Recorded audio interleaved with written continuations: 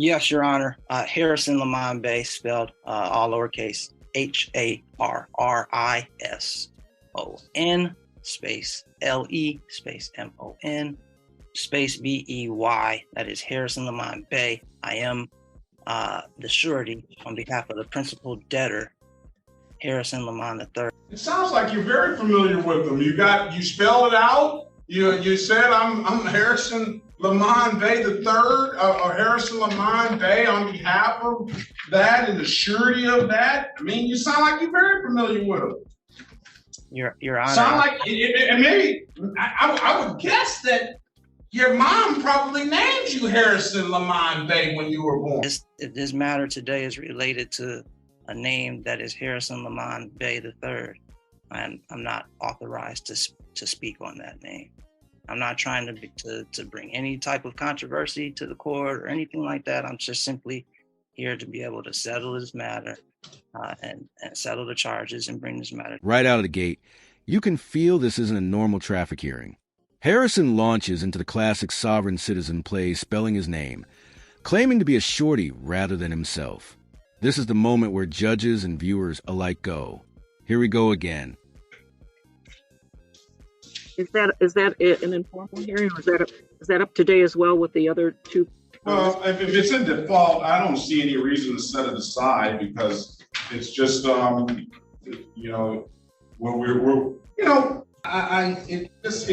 just befuddles me how people come in and they say that the court has no jurisdiction over them. And I guess you can make that argument, but the simple thing I ask in these cases is how, if the speed limit is 25 miles per hour, can you just go 50 and nobody can say anything to you and nobody can stop you and nobody can pull you over? If you run over a child, nobody can do anything to you because you're sovereign? I don't understand that. Your Honor, I keep hearing two things. One, I heard pardon me again. I did not I missed the name, or I don't want to mispronounce the name of APA Cole. Ada, the judge, doesn't flinch. Instead, he paints a vivid picture. If there's no jurisdiction, if laws don't apply, what stops anyone from speeding through a school zone or running over a child? This isn't just legal theory. It's public safety. Of sovereign, I've heard you make mention of that term, sovereign. I mean, you may not be claiming sovereign. I don't know. That's just what I hear most of the time when I hear these arguments. Your Honor, I'm a friend of the United States, not neutral, not anti-government. I physically reside, not statutorily, in the Union State in a non-military occupied area without the territorial jurisdiction and without the District of Columbia. I don't have a personal military. So I depend on the United States for protection and security found in Article 4, Section me subject to those protections. I spend a lot of time learning on how to comply with the law of both my creator and my government, not defiling and opposing those laws. So you depend on, let me stop you right there. You depend on the government for protection, right? Here's the irony. Harrison says he depends on the government for protection, while arguing the government can't regulate him. The judge sees he's on that contradiction, and you can see the courtroom shift from confusion to sharp focus. Look, hey, I'll tell you what, I might not be the sharpest knife in the drawer, and I'm probably, that went way over me right there, Mr. Bay. And let me ask you this, you submitted this as an exhibit, sir? Did you submit these as exhibits? Is this your, this license plate picture here? I can't see what that. This is, it's labeled Exhibit C, page 1 of 1. It's got a Nissan car with a US dot 3940755 on there. Foreign, national, non-commercial, the Moorish Empire. Is that your plate? That is the plate that is attached to conveyance, yes. Okay, that's your plate, right? Yes, that is. Okay, where did you get this plate from? Car has attached to it a Department of Travel number. I asked you, where did you get this plate from, sir? I didn't ask you about the car. Where did you get the plate from? That's a private matter, Your Honor. When the fake plate comes up, the mood changes. The judge leans in. Where did you get this plate? Harrison dodges. That's private. This is the tense kind of moment that makes courtroom drama addictive. Unless I'm sadly mistaken, he cannot represent anyone, including a name he's now made up for himself. He can only represent himself. Put your appearance on the record, Counselor. Alexa Schneider for the people, P80322. Thank you. All right. That sounds like a fair motion. And that's viable, but we're also getting into a dangerous territory of unauthorized practice of law, and I don't want him to pick up charges for that or any penalty for that. Mr. Bay, can I talk to you in a breakout room, please? All right, very good. That's very good. I'm going to put you in a breakout private room with Miss Harris. All right, now we got to move on. Thank you. Okay, let's go back on the record with I just don't mean that any disrespect. The prosecutor basically says if he's not the defendant, issue a warrant and move on. This is a turning point where even the professionals are losing patience. Unauthorized practice of law charges hover in the background. Address you, but I'll say Mr. Harrison Lamont. Go ahead, sir. So his name is, what is your name, sir? Your Honor, my name is Harrison Lamont III. I prefer for it to be spelled capital H, lowercase a, R, R, I, S, O, N. And then Lamont to be spelled capital L, lowercase e, space, capital, lowercase O, N. And that is the... Very well. Mr. Lamont III, how do you want to proceed on the speeding ticket and on the no... Honor, I'm looking to settle all of these charges today. I do not want to go to trial. I'm not, again, I've said this several times. I'm not looking to create any controversy. I'm just looking to settle this matter as quickly and as amicably as possible and good. I don't think that you're willing. I don't say that you're you don't. And then a shift. Harrison drops the walls.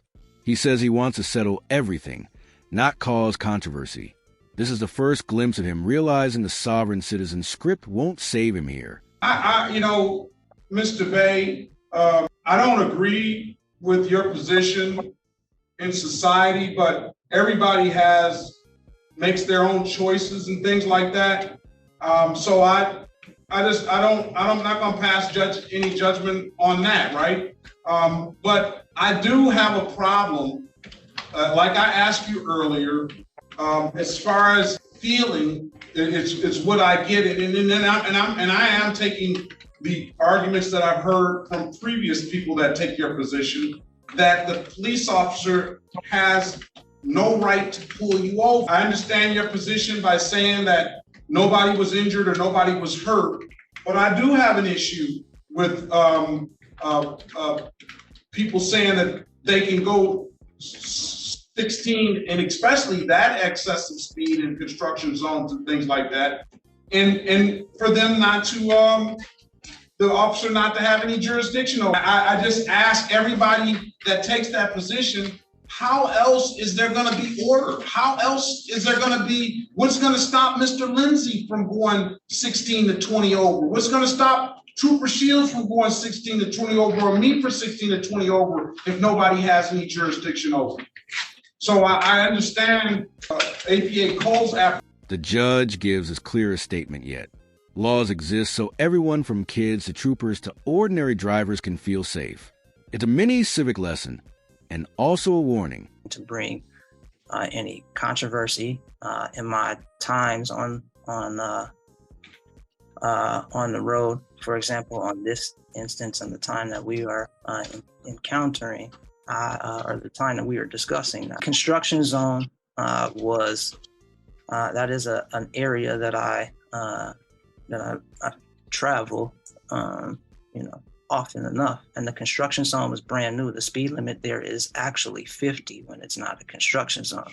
I was unaware It was not an intention. I'm not. When I say I wasn't intending to do harm, and I was intending to fulfill the spirit and soul of law, there's no. I wasn't. I literally am only attempting to live peacefully and be in line with with my God, and that means having peace and harmony amongst all of you and anybody else that I encounter. That's why I keep pointing out, hey, I'm not attempting to bring any controversy like that. Well, this is an adversarial proceeding at its nature, period. Somebody says you did something, you may say you didn't. And now you kind of give me better clarity on what was going on. And I think that does make a difference. This moment humanizes Harrison. He didn't even know it was a construction zone. Whether you believe him or not, it's a contrast to his earlier combative tone. I have a problem with giving them a break, and on the speeding, you plead to the failure to display, pay $240, and we'll close the other two matters out. Is that? And then if he comes back with the speeding again, and there's just no other.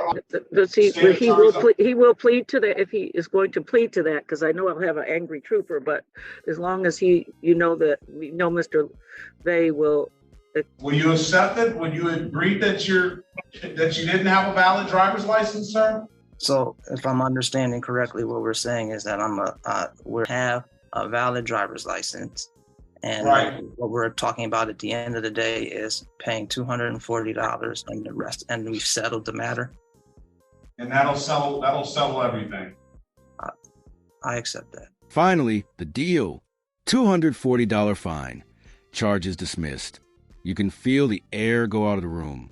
After all the rhetoric, it's just a traffic ticket with a payment plan. Yes. You understood those rights, sir? Yes. Do you have any questions about those rights? No. Do you understand by taking this offer, you're going to give those rights up? Yes.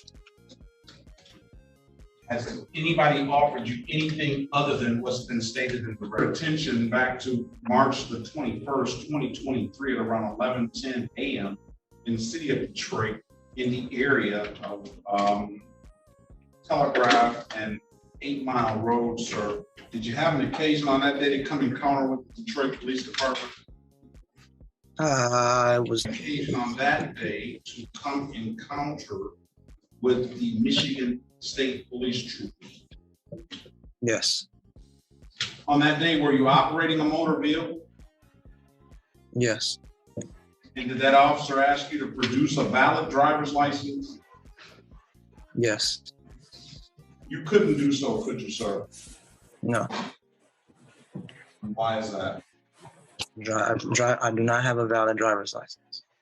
Very well. I'm going to find your client guilty of the amended count of failure to display. We already talked about manipulation of probable cause. I'm going to dismiss the other matters. So stipulated, Your Honor.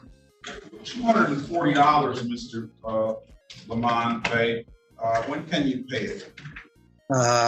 May I please have up to 30 days to pay that, Your Honor? Plea colloquy is almost anticlimactic. Harrison admits no license, takes a fine, and the judge dismisses arrest. After 30 minutes of legal chess, it ends with a handshake-level resolution.